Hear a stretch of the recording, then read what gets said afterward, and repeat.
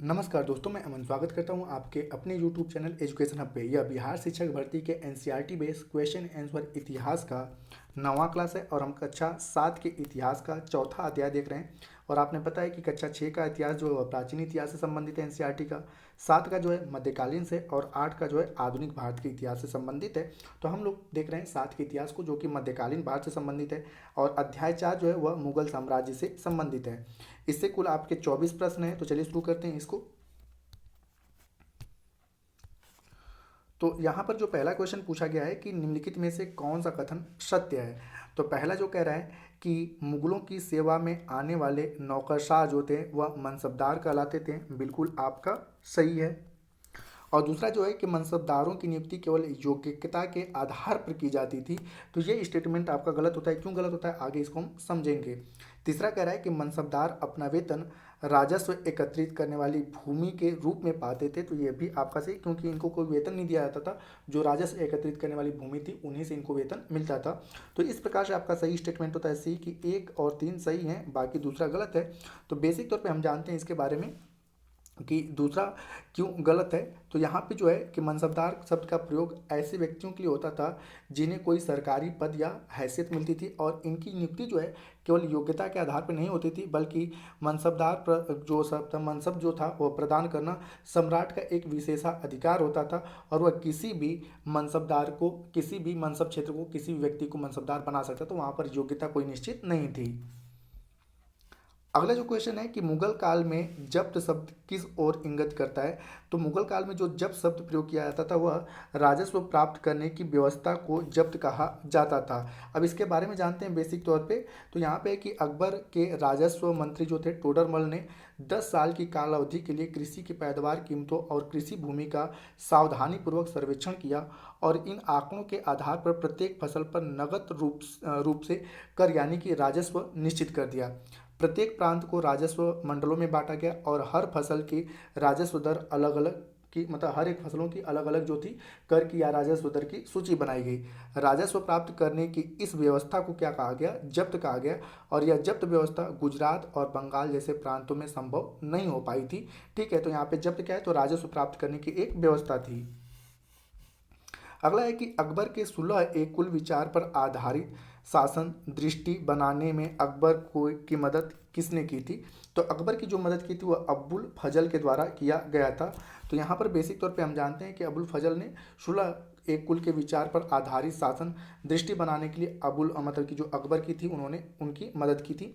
और शासन के इसी सिद्धांत को जागीर और शाहजहां ने भी अपनाया था, सुलह कुल सिद्धांत को। अगला जो क्वेश्चन है कि निम्नलिखित कथनों पर विचार कीजिए, और यहाँ पे कह रहा है कि कौन सा कथन सत्य है। तो पहला जो कह रहा है कि अकबर ने इबादत खाने में विभिन्न धार्मिक गुरुओं के साथ धर्म के मसलों पर चर्चा शुरू की, जो कि बिल्कुल आपका सही है।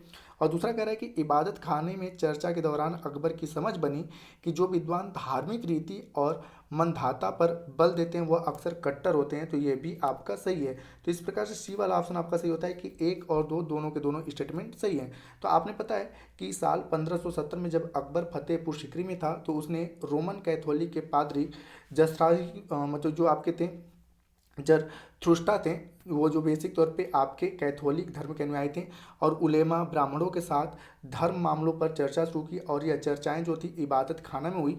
और इन्हीं विचार विमर्श से अकबर की समझ बनी कि जो विद्वान धार्मिक रीतियों के मनधाता पर बल देते हैं वह अक्सर करके कट्टर होते हैं। तो ये पूरे के पूरे स्टेटमेंट आपके सही हैं। अगला है आपका कि अकबर द्वारा इबादत खाने का निर्माण किस शहर में किया गया। तो आप सभी ने पता है कि अकबर ने जो इबादत खाने का निर्माण करवाया था वो फतेहपुर सिकरी में करवाया था। तो आपका सही ऑप्शन होता है सी। अगला जो है वह मैचअप का क्वेश्चन है, तो इसको हम देखते हैं। तो यहाँ पे सूची 1 को सूची 2 से मिलाना है। तो यहाँ पे है कि प्रांतों के प्रशासक को क्या कहा जाता था। तो बेसिक तौर पे मुगल काल में प्रांतों के जो प्रशासक थे उन्हें सूबेदार के नाम से जाना जाता था। दूसरा है कि प्रांतों के वित्तीय अधिकारी को क्या कहा जाता था। तो प्रांतों के वित्तीय अधिकारियों को मुगल काल में दीवा कहा जाता था। उसके बाद है कि धार्मिक और धर्मार्थ के किए जाने वाले कार्य का मंत्री को क्या कहा जाता था। तो धार्मिक और धर्मार्थ के लिए जो कार्य था उसके मंत्री को सदर कहा जाता था। और जो सेना नायक था उसे क्या कहा जाता था, सेना नायक को फौजदार के नाम से जाना जाता था। तो ये आपका सही मैच होता है। अगला जो क्वेश्चन है वो है आपका कि अकबर के शासनकाल के इतिहास से संबंधित विवरण किस पुस्तक में मिलता है। तो बेसिक तौर पे अकबर के शासनकाल में जो इतिहास का वर्णन है वह अकबरनामा में मिलता है। तो आपका सही ऑप्शन होता है बी। अब इसके बारे में जानें तो अबुल फजल ने अकबर के शासनकाल का इतिहास तीन मतलब कि हिस्सों में लिखा और इसका शीर्षक अकबरनामा लिखा। पहले जो अकबरनामा का जो पहला पार्ट था उसमें अकबर के पूर्वज, अकबर के पूर्वजों का बयान है, ठीक है, पूर्वजों का बयान है। और दूसरे अगर हिस्सों की बात करें तो इसमें अकबर की घटनाओं का जिक्र है, अकबर का शासनकाल है। और इसके तीसरे हिस्से को आईने अकबरी कहते हैं, आईने अकबरी कहते हैं। इससे अकबर के प्रशासन, घराने, सेना, राजस्व और साम्राज्य के भूगोल के बारे में जानकारियां मिलती हैं। तो ये आपका सही आंसर होता है। अगला है कि मुगल काल में जो था जमींदार शब्द का प्रयोग किसके लिए किया जाता था। तो बेसिक तौर पे अगर हम बात करें मुगल काल में तो जमींदार शब्द का जो प्रयोग था वह किसी ग्राम के मुखिया के लिए जो राजस्व एकत्रित करता था उसके लिए भी किया जाता था और किसी क्षेत्र के स्थानीय सरदारों के लिए भी किया जाता था। तो इस प्रकार से आपका सही ऑप्शन होता है कि उपरोक्त दोनों के लिए बेसिक तौर पे जमींदार शब्द का प्रयोग किया जाता था। आगे कथन और कारण से संबंधित है। तो यहाँ पे कथन और कारण की बात करें तो यहाँ पे कथन कह रहा है कि औरंगजेब के शासन काल में जागीरों से प्राप्त होने वाला राजस्व जो था वह मनसबदार के वेतन से बहुत कम होता था। तो यहाँ पर कथन तो आपका सही है, लेकिन कारण की बात करें तो औरंगजेब के शासन काल में विभिन्न क्षेत्रों में उत्पादन की कमी हुई तथा मिलने वाले राजस्व में भी गिरावट आई।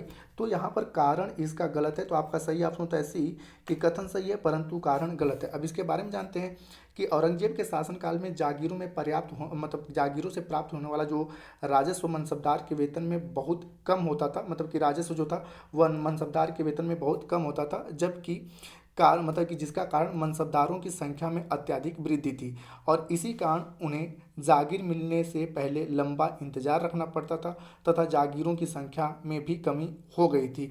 तो यह आपका सही एक्सप्लेन होता है। अगला है कि निम्नलिखित कथनों और कारणों पर विचार कीजिए और यहाँ पे कह रहा है कि आपका कथन है कि अकबर ने अपने शासन में जागीरों का बड़े सावधानी पूर्वक आकलन किया था, जो कि बिल्कुल आपका सही है। और कारण कह रहा है कि ताकि इन जागीरों का राजस्व मनसबदारों के वेतन के तकरीबन बराबर रहे। तो यह भी आपका कारण सही। तो इस प्रकार से आपका सही स्टेटमेंट होता है ए कि कथन एवं कारण दोनों सही हैं और कारण जो है वह कथन का सही व्याख्या करता है। अगला जो क्वेश्चन है मनसबदारी व्यवस्था के संदर्भ में नीचे दिए गए कथनों पर विचार कीजिए और यहाँ पे कह रहे हैं कि कौन सा कथन सत्य है। तो इसके बारे में जानते हैं। तो यहाँ पे पहला कह रहा है कि मनसबदार अपना वेतन राजस्व एकत्रित करने वाली भूमि के रूप में पाते थे जिन्हें जागीर कहा जाता था, जो कि बिल्कुल आपका सही है। दूसरा कह रहा है कि मनसबदार जो थे इक़्तिदार की तरह ही अपने जागीर पर आश्रित रहते थे एवं उन पर प्रशासन करते थे। तो ये स्टेटमेंट आपका गलत है। क्यों गलत है एक्सप्लेन में हम देखेंगे। तो इस प्रकार से आपका पहले तो सही होता है ए वाला कि केवल एक वाला स्टेटमेंट सही है। अब यहाँ पे जानते हैं कि मनसबदार अपना वेतन जो था राजस्व एकत्रित करने वाले भूमि से प्राप्त करते थे जिन्हें जागीर कहते थे। बात करते हैं दूसरे वाले स्टेटमेंट की। तो मनसबदार इक़्तिदारों की तरह अपनी जागीर पर आश्रित नहीं थे, ठीक है, और न ही उन पर प्रशासन करते थे। उनके पास अपनी जागीर केवल राजस्व एकत्र करने का अधिकार था और यह राजस्व उनके नौकर के लिए एकत्रित करते थे, जबकि स्वयं किसी अन्य भाग में सेवारत होते थे। तो यह आश्रित नहीं थे। इस कारण से यहाँ पे क्या होता है, नहीं आश्रित थे, ठीक है। तो इस प्रकार से आपका सेकेंड वाला स्टेटमेंट गलत होता है। अगला जो क्वेश्चन है वह है आपका कि मुगल कालीन मनसबदारी व्यवस्था के संदर्भ में निम्नलिखित कथनों पर विचार कीजिए और यहाँ पे कह रहा है कि कौन सा कथन सत्य है। तो पहला जो कह रहा है वह कह रहा है आपका कि मनसबदारी मुगलों के द्वारा चलाई गई श्रेणी व्यवस्था थी जिसके जरिए पद, वेतन एवं सैन्य उत्तरदायित्व निर्धारित किए जाते थे, जो कि बिल्कुल आपका सही है।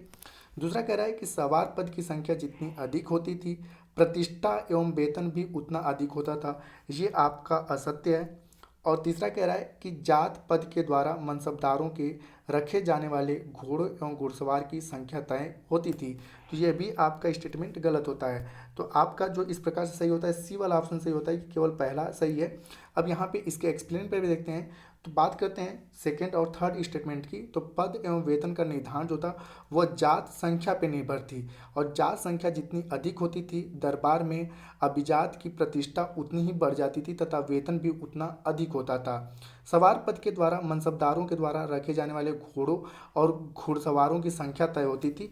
तो ये दोनों स्टेटमेंट एक दूसरे के क्या हैं, अपोजिट हैं। और यहाँ पे क्या करोगे, सवार पद और ऊपर वाले पर जात पद कर दोगे तो आपके दोनों स्टेटमेंट सही हो जाते हैं। अगला जो क्वेश्चन है कि मुगल के संदर्भ में निम्नलिखित कथनों पर विचार कीजिए। और यहाँ पे कह रहा है कि कौन सा कथन असत्य है। यहाँ पे देखिएगा कि पूछा है कौन सा कथन असत्य है। तो पहला कह रहा है कि मुगल दो महान शासकों के वंशज थे, जो कि बिल्कुल आपका सत्य है। और दूसरा कह रहा है कि मुगल माता की ओर से चीन के तांग राजवंश से थे, जबकि पिता की ओर से ईरान, इराक एवं वर्तमान के तुर्की के शासक तैमूर के वंशज थे। तो दोनों के दोनों स्टेटमेंट सही हैं। और यहाँ पूछा है कि कौन सा असत्य है, तो न तो पहला असत्य है, नहीं दूसरा असत्य है। तो आपका सही ऑप्शन होता है डी।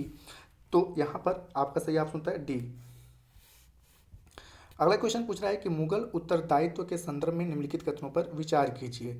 और पहला जो कह रहा है, और यहाँ पे कह रहा है कौन सा कथन सत्य है। तो पहला जो कह रहा है कि मुगल ज्येष्ठाधिकार के नियम में विश्वास रखते थे, जिसमें ज्येष्ठ पुत्र ही पिता के राज्य का उत्तराधिकारी होता था। तो ये आपका गलत है। क्यों गलत है आगे देखेंगे। और दूसरा कह रहा है कि उत्तराधिकारी में दयाद की मुगल और तैमूर वंशों की प्रथा को अपनाते थे। तो ये आपका बिल्कुल सही है। तो इस प्रकार से आपका बी वाला ऑप्शन सही होता है कि केवल दूसरा सही है। अब यहाँ पे जानते हैं कि मुगल जो थे वह ज्येष्ठाधिकार के नियम में विश्वास नहीं करते थे, जबकि इसके विपरीत वह क्या थे कि सहदयात की मुगल और तैमूर परंपराओं में वो क्या करते थे, विश्वास रखते थे। अगला है कि औरंगजेब की सेना के विरुद्ध किसने छापामार पद्धति की शुरुआत की थी। तो आप सभी ने पता है कि छापामार पद्धति में जो अग्रणी थे वह थे मराठा शासक महाराजा शिवाजी, छत्रपति शिवाजी महाराज। तो आपका सही ऑप्शन होता है डी वाला। अब यहाँ पे आपका सही ऑप्शन डी होता है। और जो कई बार ये पूछा जाता है कि शिवाजी किस मुगल शासक के समकालीन थे, तो औरंगजेब के समकालीन थे। अगला जो है कि दक्षिण के किन दो राज्यों को औरंगजेब ने अपने साम्राज्य में मिला लिया था। तो औरंगजेब ने दक्षिण के दो शासक मतलब किस राज्य थे, एक था आपका बीजापुर और एक था गोलकुंडा। बात करते हैं तो बीजापुर को औरंगजेब ने 1685 में मिलाया था और गोलकुंडा को 1687 में मिलाया था। ठीक है, तो आपका सही ऑप्शन होता है सी। अगला जो क्वेश्चन है कि औरंगजेब के किस पुत्र ने औरंगजेब के विरुद्ध विद्रोह किया, जिसमें उसे मराठों और दक्कन की सल्तनत का सहयोग मिला। तो आपका सही ऑप्शन होता है कि अकबर ने बेसिक तौर पे इसका विरोध किया था। अकबर इसका पुत्र था। तो यहाँ पे बात करते हैं कि औरंगजेब के पुत्र अकबर ने अपने पिता के विरुद्ध विद्रोह कर दिया था, और जिससे कि उसमें बेसिक तौर पे मराठा और दक्कन दोनों सल्तनतों की सैन्य सहायता मिली थी। और यह सबसे बड़ा कारण था जिससे के बाद औरंगजेब की राजपूतों के विरुद्ध स्थिति काफ़ी कमज़ोर पड़ गई थी। और यहाँ पर वो अकबर नहीं है, ये अकबर क्या है, द्वितीय है। अगला क्वेश्चन है कि शाहजहां को अंतिम दिनों में किस जगह पर कैद करके रखा गया। तो आप सभी ने बताया कि शाहजहां जब बेसिक तौर पे बीमार पड़ा था तो उसे आगरा में बेसिक तौर पे कैद करके रखा गया था। तो यहाँ पे जानते हैं कि शाहजहां जब बीमार हुआ तब उसने दारा सिकों को अपना शासक नियुक्त कर दिया और कहा कि मेरी अनुपस्थिति में यही शासन का संचालन करेगा। और बाद में उसके मतलब बेसिक तौर पे पुत्रों के बीच में लड़ाई झगड़ा हुआ और उत्तराधिकार का लड़ाई हुआ। और यहाँ पे अगर बात करें तो यह घोषणा के विपरीत बेसिक तौर पे औरंगजेब ने इस लड़ाई को जीत लिया। और जब औरंगजेब विजित होता है तो औरंगजेब ने बेसिक तौर पे दारा सिकों और अपने बाकी के 3 भाइयों को क्या कर दिया, मौत के घाट उतार दिया। और औरंगजेब ने अंतिम समय में अकबर को आगरा के किले में कैद कर दिया था। अगला जो क्वेश्चन है वह है खुर्रम किसका बेटा था। तो खुर्रम जो था वह जहांगीर का बेटा था। बात करते हैं खुर्रम की, तो खुर्रम का ही नाम क्या आगे चल के क्या पड़ा, शाहजहां पड़ा। ठीक है, शाहजहां के बचपन का नाम क्या था, खुर्रम था। ठीक है, तो यहाँ पे आप सभी ने पता है कि खुर्रम या शाहजहां किसका बेटा था, जहांगीर का बेटा था।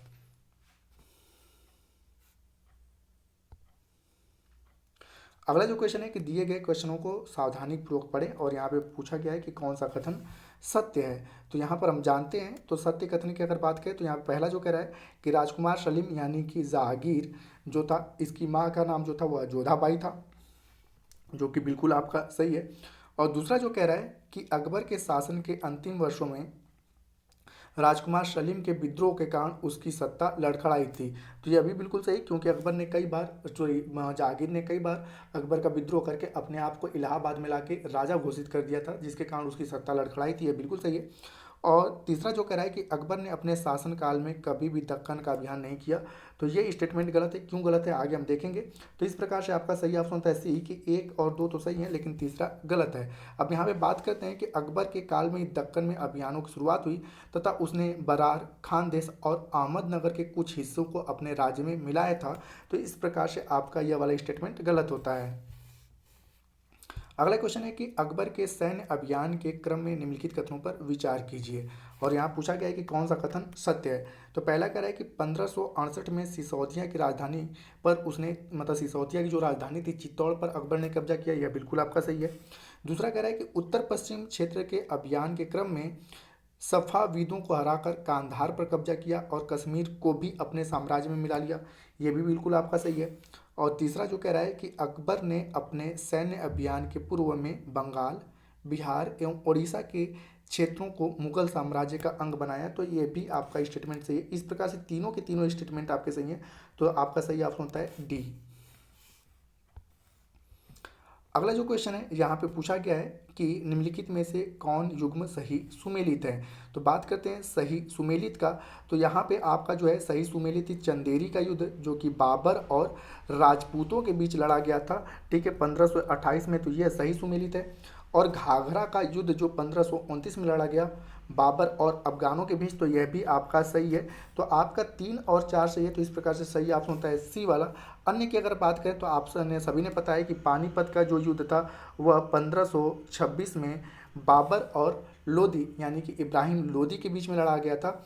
और खानवा के युद्ध की अगर बात करें तो खानवा का युद्ध जो था वह 1527 में लड़ा गया था बाबर और राणा सांगा के बीच में। तो ये इसका सही एक्सप्लेन होता है। अगला क्वेश्चन है कि 1526 में दिल्ली के सुल्तान इब्राहिम लोदी एवं बाबर के बीच हुए पानीपत के युद्ध के बाद बाबर ने कौन कौन से क्षेत्र पर अपना कब्जा जमाया था। तो आप सभी ने पता है कि दिल्ली सल्तनत की तब तक राजधानी क्या हो गई थी, आगरा, और आगरा से दिल्ली पर नियंत्रण रखा जाता था। तो यहाँ पर सही ऑप्शन होता है बी वाला, कि दिल्ली और आगरा वाले क्षेत्र पर बाबर ने अपना कब्जा जमाया। और इसी समय बाबर ने अपने आप को क्या घोषित किया, बादशाह घोषित किया था। ठीक है, अपने आप को बादशाह घोषित किया था। और इसका जो अंतिम क्वेश्चन है वो है कि निम्नलिखित में से कौन सा कथन असत्य है। तो यहाँ पूछा है कि असत्य है। तो पहला है कि मुगल अपने आप को मंगोल कहना पसंद करते थे। तो यह असत्य है, क्योंकि बिल्कुल यह गलत है। और दूसरा कह रहा है कि मुगलों ने अपनी वंशावली का प्रदर्शन चित्र बनाकर किया। तो यह बिल्कुल आपका सही है। और दूसरा कह रहा है कि प्रत्येक मुगल शासक ने तैमूरों के साथ अपना चित्र भी बनवाया।